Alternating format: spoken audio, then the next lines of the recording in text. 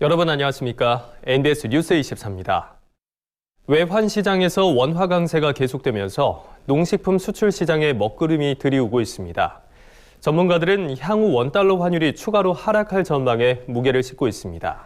네, 농식품 수출 농가들과 업체들은 코로나19로 인한 타격에 낮은 원달러 환율까지 이어지며 엎친 데 덮친 격이라고 호소하고 있습니다. 강창호 기자가 보도합니다. 외환 시장에서 원화 강세, 달러 약세가 지속되면서 농식품 수출 농가들과 업체들은 울상입니다.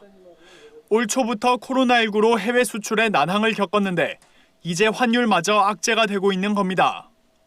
지난 10일 서울 외환시장의 원달러 환율 종가는 1115.1원, 환율이 종가 기준으로 1110원대에 진입한 것은 지난해 2월 이후 1년 9개월 만입니다. 문제는 달러 약세가 당분간 지속될 예정이라는 점입니다. 조 바이든 미국 대통령 후보가 당선되면서 대규모 추가 부양책이 시행될 가능성이 커졌고, 이는 재정 확대로 이어져 달러 가치를 더 가파르게 떨어뜨릴 수 있어서입니다. 전반적인 방향은 달러 약세로 지금 보고 있거든요. 코로나 때문에 미국에서 좀 재정을 워낙 또 많이 풀었고, 또 이제 바이든이 되면은 좀 더 공격적으로 할 가능성이 많아서, 그러면 미국의 경우에는 좀 쌍둥이 적자가 심화될 가능성이 있거든요. 원달러 환율 하락은 수출 농가와 업체들의 수익 악화로 직결되고 있습니다. 대부분의 해외 수출 계약이 달러화로 체결되고 있기 때문입니다. 생산 원가와 물류비 등이 높은 상황에서 환율 환경마저 불리할 경우 가격 경쟁력이 크게 약화될 수밖에 없습니다. 이에 수출 농가들과 업체들은 외환 시장에서 원달러 환율 하락세가 계속된다면 수출 여건이 악화될 것이라고 한 목소리를 내고 있습니다. 특히 김치와 배 등 미국으로의 수출 비중이 압도적인 품목들의 우려가 깊어지고 있습니다. 팔 때는 환율이 좀 괜찮아야 되는데 떨어지면 손실이 보겠죠. 그러면 이제 나가기가 좀 어렵겠죠. 아무튼 그런 우려가 좀 있습니다. 수출 농가와 업체들은 환율의 지속적인 하락세를 대비해 정부가 수출 물류비 지원 등 피해 보전 방안을 강구할 필요가 있다고 강조했습니다. 환차손도 장기간 지속이 될 때는 정부에서 또 보전해 줘야 된다 하는 이야기가 나올 수는 있습니다. 안 되니까 애둘러서 그런 방법을 좀 많이 써달라고. 계속되는 달러 약세 기조에 농식품 수출 시장의 근심이 깊어지고 있습니다. MBS 뉴스 강창호입니다. 자녀 셋 낳으면 5,100만 원 드립니다. 대학까지 무상교육 지원합니다. 농촌 지자체들이 각종 아이디어를 짜내면서 주민 유치와 출산 장려 지원 사업에 총력을 기울이고 있습니다. 인구 감소를 넘어 소멸 위기에 처한 지방을 지키려는 농촌 지자체들의 노력을 김인경 기자가 보도합니다. 충북 제천시가 내년부터 파격적인 출산 장려 시책을 추진합니다. 이상천 제천시장은 결혼 출산 주택 문제 해결을 위한 정책 패키지, 이른바 삼쾌한 주택자금 지원 사업을 벌인다고 최근 밝혔습니다. 제천 시민이 결혼 후 5천만 원 이상 주택자금 대출을 받은 경우 첫째를 출산했을 때 150만 원, 둘째 출산 시 1,000만 원, 셋째 출산 시 4천만 원의 주택자금을 시가 지원합니다.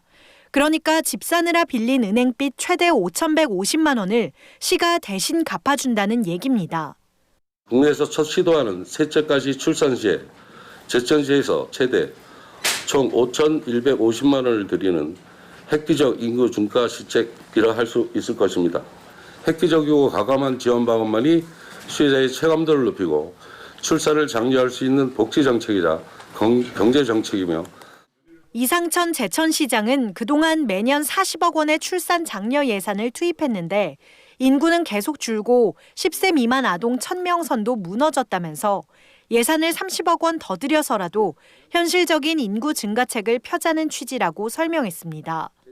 주민 유치를 위해 각고의 노력을 기울이는 지자체는 제천만이 아닌데요. 강원 화천군은 교육에 주목해서 주민들을 붙잡았다는 평가를 받습니다. 최근 한국농촌경제연구원 현장 토론회에서 우수 사례로 소개되기도 한 화천군은 부모와 자녀가 계속 머물 수 있는 환경을 조성하는 데 집중했습니다. 2015년부터 아이 기르기 좋은 화천을 군의 최우선 과제로 삼고 전국 최초로 교육복지과를 신설하는가 하면 관련 TF팀도 꾸렸습니다. 여기에 2017년부터 2026년까지 10년간 2,427억 원의 예산을 투입하고 있는데 그 결과가 바로 화천 군민이라면 대학까지 무상교육을 받을 수 있다는 겁니다. 화천군은 공교육 활성화를 위해 초중고 방과 후 활동을 무상 지원하고 대학생이 된 뒤에는 4년치 등록금과 매달 50만 원의 방값까지 지원합니다. 그런데도 머무르지 않는 이유가 있어요. 자녀 교육의 문제거든요. 교육을 잡지 않고는 이 인구를 막을 수가 없다. 오히려 들어오는 인구보다 나가는 인구가 더 많으니까. 실제로 설문 결과 화천군 주민들의 교육 정책 만족도는 69%에 달합니다. 계속되는 인구 감소로 고민하는 지자체들이 위기를 돌파해 나가려는 나름의 자구 노력, 어찌 보면 눈물겹기까지 합니다. 5천만 원을 지원해야 농촌에 정착해 아이를 낳고 무상교육을 보장해줘야만 농촌으로 오는 현실을 근본적으로 타개할 방법, 다 함께 고민해봐야 하지 않을까요? MBS 뉴스 김인경입니다.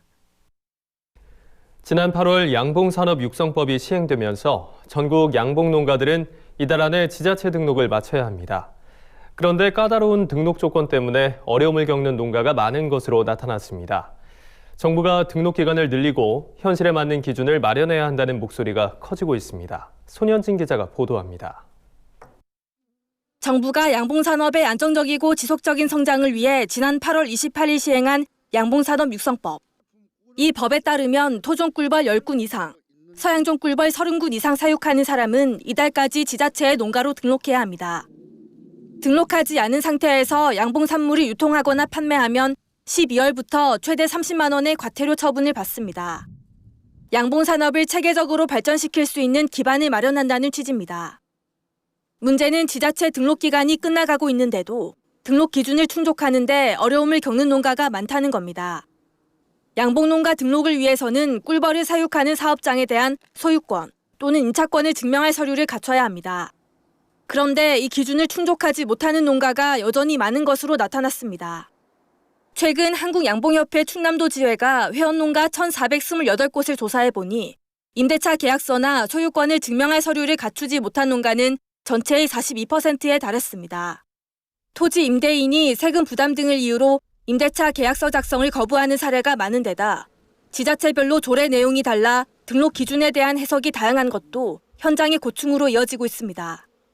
정부에서도 이걸 왜 하고 알기 쉽게 좀 얘기를 해주는 게 필요해요. 갑자기 법령 제정했으니 언제까지 뭐 해라라고 하는데 그 조건에 맞추기가 힘드신 분들이 많은 거잖아요. 그래서 반발이 나오는 거고. 그러면 대안을 좀 마련을 해주던가 설명회를 많이 하셔야 되는데 전혀 그런 게 없었단 말이에요.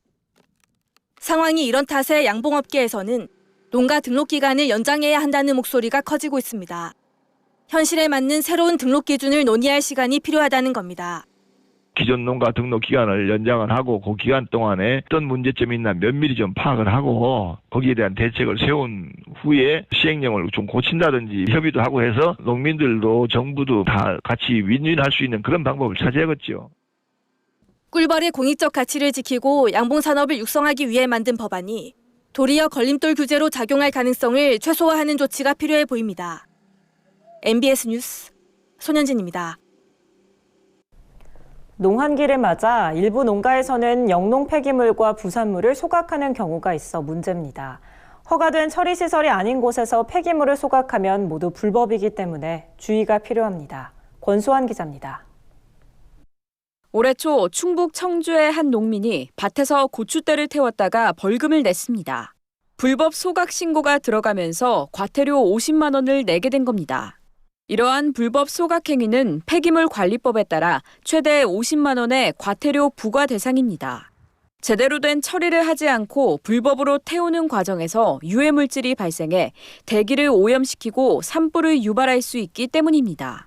네, 영농수산물이나 생활 폐기물 또는 영농 폐비닐이든 영농 폐기물을 불법 소각하는 경우에는 폐기물 관리법에 따라 최대 50만 원 이하의 과태료를 부과하도록 되어 있습니다. 지난 7월 농림축산식품부가 발표한 농촌지역 폐기물 소각 실태를 살펴보면 농가당 연평균 영농 폐기물 소각량이 9.7kg에 달하는 것으로 나타났습니다. 이 중 소각량이 가장 많은 품목은 하우스 비닐이었습니다. 하우스 비닐이나 멀칭 비닐 등 폐비닐과 폐농약 용기는 마을 공동 집화장이나 임시 집화장으로 배출해야 합니다. 또 부직포나 반사필름 등 재활용이 불가능한 폐기물은 종량제 봉투에 담아 수거 장소로 배출해야 합니다. 한편 농가당 연평균 영농 부산물 소각량은 24.5kg에 달하는 것으로 나타났습니다. 밭이나 아궁이에서 태운다는 답변이 대다수를 차지했는데 두 가지 모두 단속 대상입니다. 고추대, 깻단, 과수, 전정 가지 같은 영농 부산물은 수거 후 분쇄해 퇴비화하거나 로터리 처리하는 것이 좋습니다. 산림 근처 100m 안에서 인화 물질을 태우거나 들고 가는 행위도 불법입니다. 산림 근처에서 영농 폐기물 등을 소각하는 경우 산림보호법에 따라 30만 원의 과태료 처분을 받게 됩니다.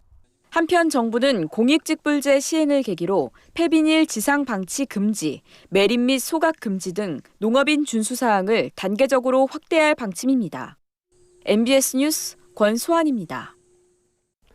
농촌에서는 고령 농업인들이 늘어나고 허리 통증 등 고질병으로 인한 의료 수요가 점점 더 높아지고 있습니다.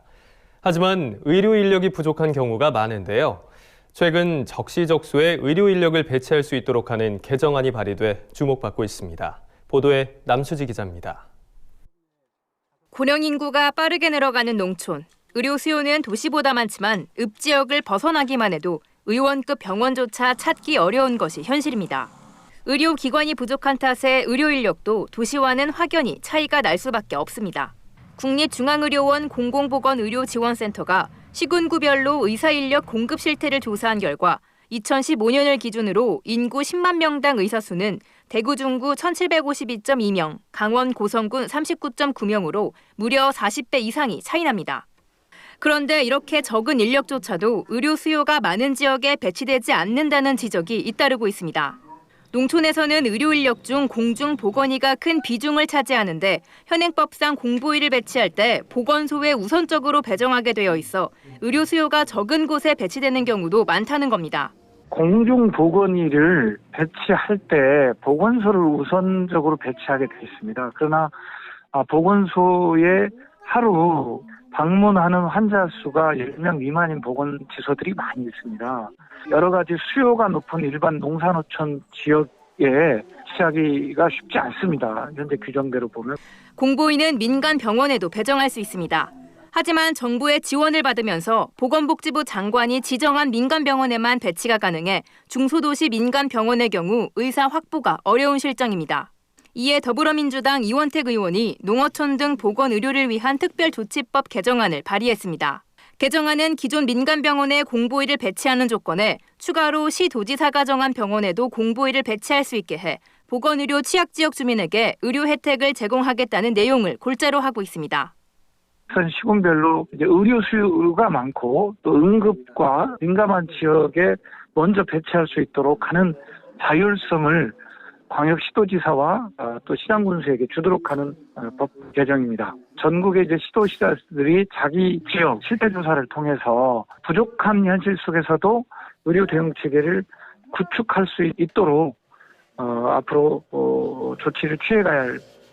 농촌 지역의 의료 사각지대 문제가 심화되는 가운데 이번 개정안에 따라 의료 공백이 해소될 수 있을지 귀추가 주목됩니다. MBS 뉴스 남수지입니다. 다음은 간추린 뉴스입니다. 제주도는 2021년산 보리 수매가 지원 계획을 확정하고 보리 10,000톤 생산을 목표로 수매가 30억 원을 지원한다고 최근 밝혔습니다.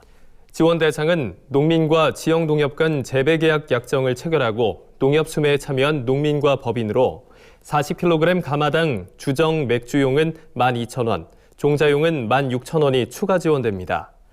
단 2020년에서 2021년산 월동채소 재배농지와 올해 밭작물 토양 생태환경 보전사업 대상 농지 등은 지원 대상에서 제외됩니다.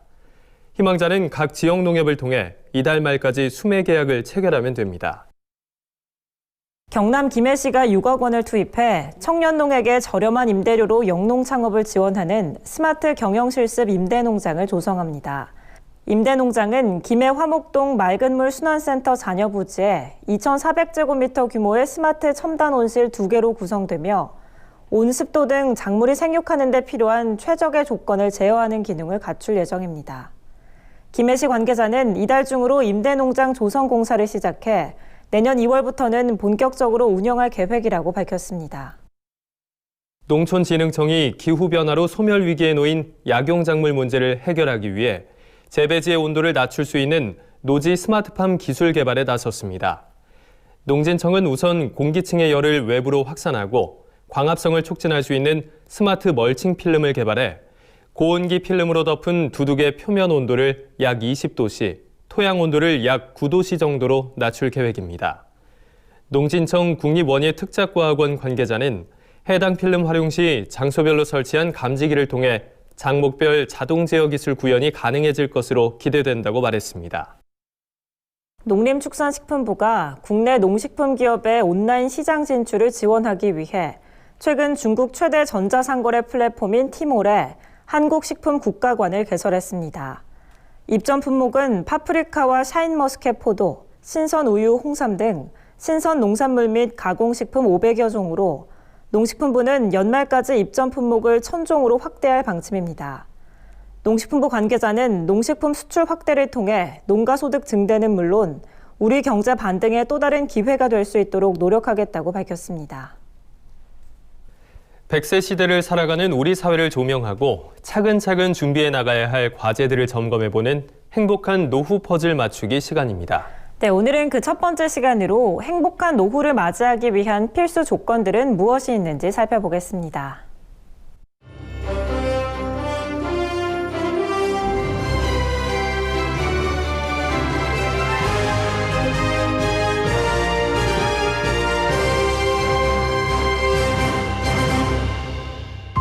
안녕하세요. 성큼 다가온 100세 시대에 발맞춰 인생 후반전을 준비하는 2020 중산층 리포트 행복한 노후의 조건 시간입니다. 자, 여러분은 노후 기간이 얼마나 될지 생각해 보신 적이 있으신가요? 조사 결과 중산층이 생각하는 은퇴 연령은 59세인데 기대 수명은 84세로 노후 기간이 25년 정도 됩니다. 그런데 노후 생활 대비 현재 삶의 질이 더 중요하다고 응답한 비율은 61%로 노후 준비에 대한 중요성이 많이 간과되고 있죠. 하지만 미래도 결국 현재의 삶으로 다가올 것이기 때문에 노후 생활 대비와 현재 삶의 질의 균형이 필요합니다. 그래서 이 시간에는 NH투자증권 100세 시대 연구소에서 실시한 설문조사를 통해 중산층의 경제 생활과 노후 준비 현황을 알아보고 슬기로운 대안에 대해서 함께 고민해봅니다.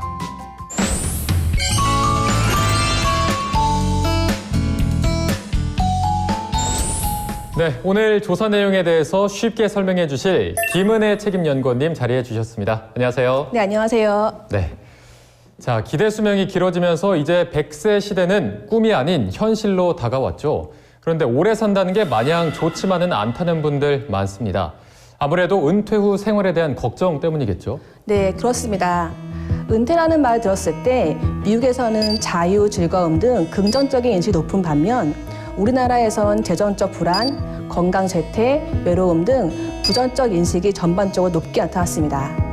결국 우리나라 사람들, 특히 중산층에게 은퇴는 꿈꾸고 기다리는 미래가 아니라 두렵고 피하고 싶은 대상이라고 할 수 있죠. 네, 우리도 은퇴라는 말을 들었을 때 불안보다 즐거움이란 단어가 먼저 떠오르는 날이 빨리 왔으면 좋겠는데요. 그렇다면 행복한 노후를 위해서 어떤 것들을 준비해야 될까요? 행복한 노후를 위해선 다양한 영역에서 전반적인 준비가 필요한데요. 그중 중요한 거 5가지 요소를 꼽아볼 수 있습니다. 건강, 재무, 가족, 일, 여가, 사회적 관계인데요. 이 5가지를 잘 준비한다면 좀 더 즐거운 마음으로 노후를 맞이할 수 있을 것 같습니다. 다 중요해 보이는데요. 그래도 각자 생각하는 중요도 순위가 있을 것 같아요. 나는 노후에 이게 가장 중요하다. 우리나라 중산층은 어떻게 답했나요? 네, 조사 결과 중산층 10명 중 9명은 노후에 가장 중요한 것으로 건강을 꼽았습니다. 다음으로 2명 중 1명이 재물을 꼽았고요. 그 다음으로 가족, 일, 여가, 사회적 관계 순이었습니다. 그럼 노후에 중요한 것을 꼽은 결과 연령대별로는 어떤 차이가 있었나요? 네, 연령대가 높아질수록 건강과 일, 여가, 사회적 관계의 중요성에 대한 인식은 높아지고 가족의 중요성은 낮아지는 경향이 보였습니다. 특히 다른 연령대와 비교했을 때 30대는 가족, 40대는 재무, 50대는 일과 여가를 중요하게 생각하는 것으로 나타났죠. 네, 이게 보니까 연령대별로 중요하게 생각하는 게 조금 차이가 있네요. 그렇다면 노후에 가장 걱정되는 거, 이건 어떤 걸 꼽았을까요? 네, 노후에 걱정되는 것은 건강, 재무, 일, 여가 순으로 나타났습니다. 중요하다고 생각하는 것과 걱정하는 것, 순서에는 큰 차이가 없어 보입니다. 자, 그러면 이 행복한 노후를 위해서 이 5가지 요소를 어떻게 준비하는 게 좋을까요? 네, 건강, 재무, 가족, 일, 여가, 사회적 관계를 각각의 퍼즐이라고 보면 하나도 없으면 그림이 완성되지 않겠죠. 따라서 5가지 중 부족한 영역이 없이 전반적으로 균형 있는 노후 준비를 하는 게 필요할 것 같습니다. 네, 균형 있는 노후 준비가 필요하다는 점 기억해야겠습니다. 자, 오늘은 우리가 행복한 노후를 위해 필요한 5가지 조건을 꼽아봤는데요. 무엇보다 미리 준비하는 게 중요하겠죠. 그래서 다음 시간에는 중산층의 노후 준비 성향에 대해서 자세히 알아봅니다. 오늘 함께해 주신 김은혜 연구원님 감사합니다. 저희가 준비한 소식은 여기까지입니다. NBS 뉴스 24 마칩니다. 함께해 주신 여러분 고맙습니다.